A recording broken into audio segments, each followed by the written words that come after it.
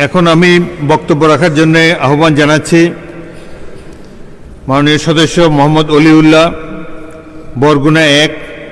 আপনার সময় 6 মিনিট। সামনে একটা ঘড়ি আছে, অনুগ্রহপূর্বক ঘড়ির দিকেও খেয়াল রাখবেন। আপনি বক্তৃতা আরম্ভ করতে পারেন। আসসালামু আলাইকুম। মাননীয় স্পিকার, এই মহান সংসদে আমাকে কথা বলতে দেওয়ার জন্য আপনাকে অসংখ্য ধন্যবাদ। মাননীয় স্পিকার, ফ্যাসিবাদ বিরোধী দীর্ঘ লড়াইয়ের ধারাবাহিকতায় 24 জুলাইয়ের গণ অভ্যুত্থানে হাজারো মানুষের আত্মত্যাগের বিনিময়ে আজকের এই সংসদ, ত্রয়োদশ জাতীয় সংসদে আমার প্রথম বক্তব্যের শুরুতেই মহান আল্লাহ তাআলার শুকরিয়া আদায় করছি। সাথে সাথে আমি জুলাই গণ অভ্যুত্থানের শহীদের প্রতি শ্রদ্ধা জ্ঞাপন করছি, তাদের রুহের মাগফিরাত কামনা করছি, আহতদের প্রতি কৃতজ্ঞতা জানাচ্ছি, অংশগ্রহণকারী সকলের প্রতি সম্মান প্রদর্শন করছি। মাননীয় স্পিকার, ত্রয়োদশ জাতীয় সংসদে আমার বক্তব্যের শুরুতেই আমি আমার নির্বাচনী এলাকা বরগুনা 1, বরগুনা সদর, আমতলী এবং তালতলী এর সকল জনগণের প্রতি আমার শ্রদ্ধা ও কৃতজ্ঞতা। হাত পাখার প্রতীকে ভোট দিয়ে আমাকে নির্বাচিত করেছেন বলেই আমি আজ সংসদে যে আস্থা নিয়ে আমাকে নির্বাচিত করেছেন সে আস্থা রক্ষা আমি প্রতিজ্ঞাবদ্ধ। মাননীয় স্পিকার, জুলাই গণ অভ্যুত্থানের শুরু থেকেই আমার দল ইসলামী আন্দোলন বাংলাদেশ ও আমার নেতা পীর সাহেব চরমনাই সহ আমরা মাঠে লড়াই করেছি।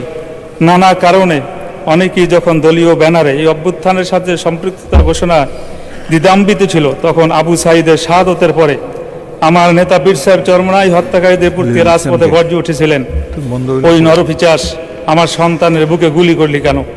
4 আগস্ট থমথমে পরিবেশের মধ্যে জীবনের ঝুঁকি নিয়ে মুফতি সৈয়দ মোহাম্মদ ফয়জুল করিম সাহেবের চেয়ারম্যানের নেতৃত্বে আমরা রাজপথে ছিলাম এবং শাহবাগে অবস্থান করেছিলাম।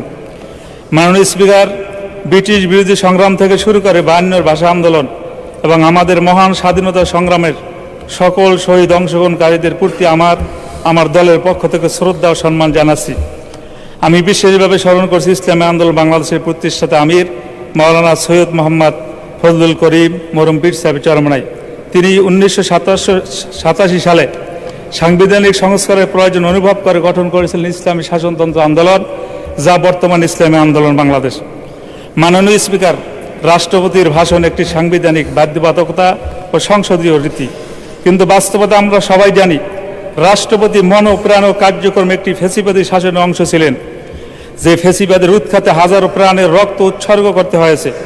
গণ অভ্যুত্থানের মাধ্যমে উৎখাত হওয়া ফ্যাসিবাদের অংশ যে রাষ্ট্রপতি, তিনি ফ্যাসিবাদের উৎখাতের ফলেই গঠিত হওয়া সংসদে ভাষণ দেওয়া জুলাই গণ অভ্যুত্থানকে অপমান করার শামিল। তিনি যখন ভাষণ দিয়েছেন তখন আমরা ওয়াকআউট করেছিলাম। আজকে রাষ্ট্রপতির ভাষণের উপর আলোচনার শুরুতে আমি সংসদে তার ভাষণ দেওয়ার বিষয়ে প্রতিবাদ জানাচ্ছি।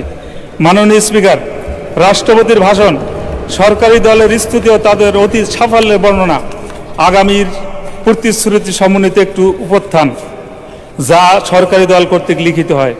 রাষ্ট্রপতির এবারের ভাষণও এই সত্যের কোনো অন্যতা হয় নাই, তবে ভাষণ সুলিখিত ও মার্জিত, তার পাঠ ও সাবলীল ছিল, সেজন্য রাষ্ট্রপতিকে আমি ধন্যবাদ জানাতে পারি।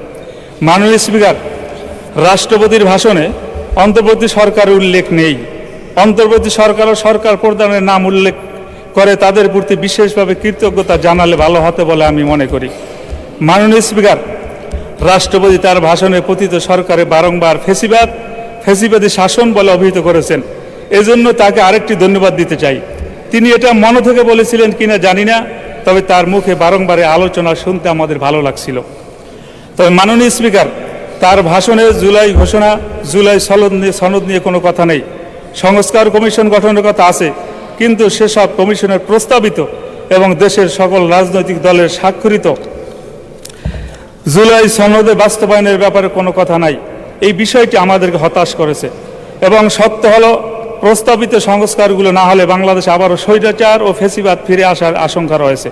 তাই দেশের স্বার্থে জুলাই সনদের সংস্কারগুলো সম্পন্ন করতেই হবে। একই সাথে সংস্কার প্রস্তাব গণভোটের মাধ্যমে জনগণের রায় পরিণত হয়েছে। মাননীয় স্পিকার, আমার নির্বাচনী এলাকা বরগুনা 1, বরগুনা সদর, আমতলী এবং তালতলী, আমরা এই বরগুনার যে লক্ষ কোটি মানুষ বসবাস করতেছে, আমাদের বরগুনা উন্নয়নের দিক থেকে একেবারে পিছিয়ে। মাননীয় স্পিকার, পায়রা ও বিষখালী নদী বেষ্টিত আমাদের জেলায় নিরবিচ্ছিন্ন যোগাযোগ এখন সময়ের দাবি। জনভোগান্তি লাগবে, এই রুটে দ্রুত একটি আধুনিক ফেরি সার্ভিস চালু করার জোরাল দাবি জানাচ্ছি।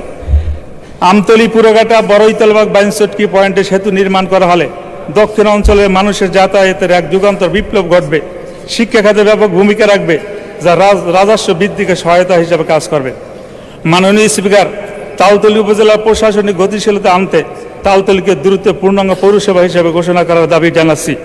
মাননীয় স্পিকার, বরগুনা নদীমাতৃক এলাকা, এখানে বয়ে চলছে ছোট বড় অসংখ্য খাল নদী নালা, যার ফলে অত্র এলাকায় যোগাযোগের জন্য রাস্তা, কালভার্ট, ব্রিজ, স্লুইস অতীব গুরুত্বপূর্ণ বিষয়, কিন্তু বিগত বছরগুলোতে এখনও অত্র খাতে লক্ষণীয় কোনো কাজ হয় নাই, যার ফলে আমার অত্র নির্বাচনী এলাকার বিভিন্ন স্থানে প্রায় 300 অতি ঝুঁকিপূর্ণ ব্রিজ, কালভার্ট রয়েছে, যা মরণ ফাঁদে পরিণত হয়েছে, যেটি অত্যন্ত মানবিক ও দুঃখের বিষয়।